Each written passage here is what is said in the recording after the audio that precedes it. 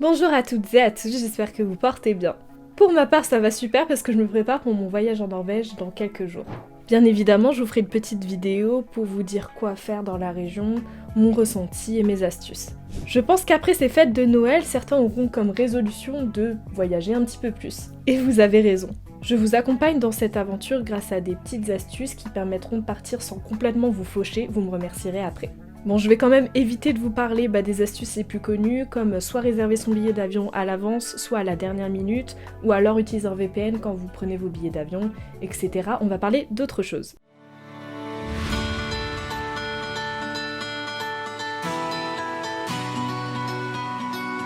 Alors, les vols Open Jaws. Bon, certes, ça peut te prendre un peu plus de temps quand tu fais ta recherche pour tes billets d'avion, mais ça peut être super intéressant de se pencher sur le sujet.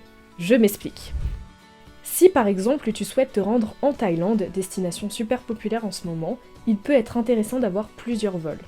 Par exemple, au lieu de choisir un billet aller-retour, Paris-Bangkok, puis Bangkok-Paris, qui peut coûter un bras, tu pourrais peut-être faire une économie en prenant un billet aller, donc Paris-Bangkok, puis de prendre Bangkok-Tokyo, puis Tokyo-Paris, par exemple. Ça te rajoute une destination et en plus parfois tu peux avoir la bonne surprise d'un montant total bien moins important. Ça peut donc être moins cher que de prendre 2 billets aller-retour. Pour faire simple, bien souvent les compagnies aériennes optimisent leurs trajets et remplissent leurs avions au fur et à mesure. C'est pour ça qu'elles peuvent proposer des tarifs super avantageux si jamais tu décides de faire un arrêt sur une ville ou un pays sur leur réseau. Et c'est aussi un moyen de remplir des vols qui sont moins populaires ou indirects. Pour ça, t'as juste à sélectionner lorsque tu es sur un site de réservation de vol, de cocher la case multi-destination au lieu de aller-retour.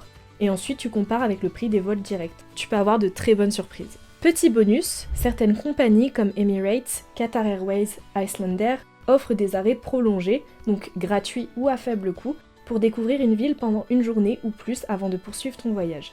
Ça te permet de visiter une destination supplémentaire pour presque rien. Ok, alors là on reste dans la lignée des prix des billets d'avion. Je sens que je vais révolutionner ta vie. Connais-tu les error fares ? Eh bien ce sont des erreurs de prix que certaines compagnies peuvent proposer et qui du coup offrent des prix ridiculement bas. En fait, cette astuce elle est parfaite pour ceux qui veulent découvrir, mais qui en même temps n'ont pas de destination précise en tête. Je suis sûre que du coup tu vas me demander, mais oui, mais comment est-ce qu'on fait pour repérer ces erreurs de prix ? Bah c'est simple, il existe des sites qui les répertorient en temps réel, comme secretflying.com par exemple. Sur le site, ils te donnent le prix ainsi que les dates de disponibilité de ces billets et les arrêts en cas de vol indirect. La dernière fois que j'ai checké, par exemple, je suis passée d'un prix habituel entre 600 à 1100 € à moins de 400 € l'aller-retour Paris-New York par exemple. Allez vous balader sur le site, c'est pépite. Dans certains pays, il est possible d'acheter vos titres de transport beaucoup moins cher dans des kiosques locaux, par exemple à côté des gares. Vous pourrez peut-être même acheter des billets pour des activités locales ou même trouver des bons plans. Donc en fait, c'est vraiment bon plan de passer dans les kiosques quand vous venez d'atterrir ou quand vous êtes pas loin d'une gare. Il y en a beaucoup, surtout dans les pays tels que le Maroc, la Thaïlande ou le Japon par exemple. Vous pourrez peut-être découvrir des lieux un petit peu cachés pour les touristes via des passes, des accès ou même des brochures. En fait, n'hésitez surtout pas à être curieux.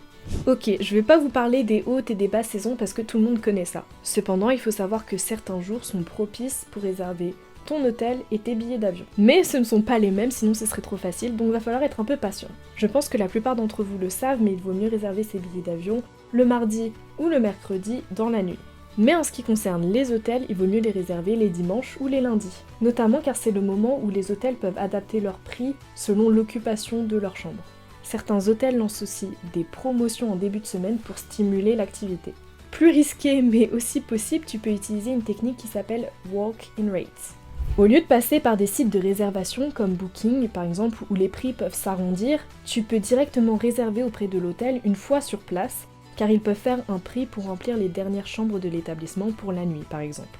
Dans ce même schéma, je peux te conseiller les sites lastminute.com ou hoteltonight.com afin de chasser les annulations de dernière minute et les annulations de groupe qui peuvent offrir des prix ridiculement bas à la dernière minute, que ce soit pour un hôtel, des transports, des activités, etc. Restez à l'affût, c'est ça la clé.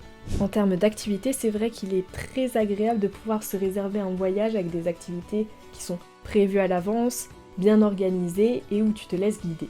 Je te propose donc maintenant de t'intéresser à des activités qui sont un peu plus en dehors des zones touristiques, mais qui sont proposées par des locaux et qui peuvent être super intéressantes. Il existe aussi des applications comme Eventbrite ou Fever qui recense des activités ou des événements à prix réduit dans de nombreuses villes. Et puis il y a aussi Facebook. Oui, ok, je parle comme la plus grande des boomeuses, mais en vrai, allez sur le groupe Facebook de la ville où vous résidez et vous allez trouver des événements, des activités vraiment pépites. Rien de mieux pour profiter de l'endroit où vous êtes, et si jamais un soir vous n'avez rien de prévu, bah rien ne vous empêche d'aller checker ce que la ville peut vous proposer. Et puis aventurière comme je suis, je ne serais pas fidèle à moi-même si je ne vous conseillais pas d'aller visiter les parcs nationaux ou les sites naturels aux alentours. Comme ça, vous vous ressourcez dans la nature et tout ça gratuitement. Je ne serais pas non plus une vraie conseillère voyage si je ne vous donnais pas les sites Get Your Guide ou Viator pour pouvoir réserver vos activités à la dernière minute et à moindre coût. Passons maintenant à la nourriture. La question est comment goûter la gastronomie d'un pays sans se ruiner? Eh bien, il existe certaines astuces assez évidentes, mais il est important de les mentionner. La règle numéro 1 est manger comme un local. Évitez les restaurants touristiques si vous le pouvez, ceux qui sont les premiers affichés sur Google par exemple. Les locaux sauront vous renseigner sur les pépites du coin, mais si vous êtes comme moi et que parfois vous avez la flemme de parler, vous pouvez toujours aller sur les applis et sites comme The Fork ou Yelp. Si vous êtes plutôt flexible, vous pouvez toujours manger soit un peu plus tôt, soit un peu plus tard que les touristes habituels, comme ça vous esquivez les heures de pointe. Aussi, cherchez les food courts. Beaucoup de centres commerciaux, de gares ou de stations de métro ont des food courts qui offrent une variété de repas à des prix plus bas que dans les restaurants traditionnels. Bien souvent, la nourriture y est aussi authentique et locale qu'ailleurs. Les food trucks, les stands de rue vous permettent aussi de découvrir la nourriture locale. Bon, après, méfiez-vous toujours de certains stands, surtout dans les pays les moins développés où les mesures d'hygiène sont pas forcément respectées. Mais si vous êtes attentif, vous pouvez vraiment trouver des pépites. Et je répète, les restaurants qui sont situés dans des quartiers moins touristiques proposent souvent une gastronomie tout aussi qualitative que ceux qui sont placés dans des quartiers un peu plus touristiques, et c'est surtout dû à leur localisation. Ça ne veut pas pour autant dire que ce n'est pas gage de qualité. Bon, j'ai fait un petit tour, mais je pense que t'as saisi l'idée. S'éloigner des sentiers battus n'est pas forcément une mauvaise chose, sois curieux et tu pourras découvrir des choses incroyables. Que ce soit au niveau budgétaire ou même culturel, en fait, je le conseille.